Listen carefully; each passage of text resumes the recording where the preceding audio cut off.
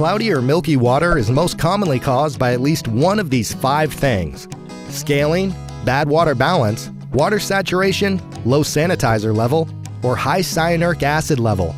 We know it can be pretty confusing, but don't worry, we'll take you through it step by step. If the jets or hot tub surface feel rough, then it's probably a scaling problem. We have a separate video to help you solve that issue. Now first, check the pH and sanitizer levels. Correct them if needed, and wait a little while. In most cases, the problem will be fixed. If the levels are okay after an hour, but the problem is still there, then try to add a flocculant or clarifier.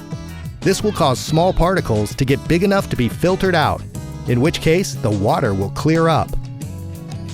If that didn't work, then the water is probably saturated and you'll need to renew it. Have you been adding a lot of chlorine but not getting results? Then the cyanuric acid level is probably too high, and the only option is refilling your hot tub. Try our O-Care app for more details. And if you want to make your spa experience more natural and better, try O-Care Weekly Spa Care.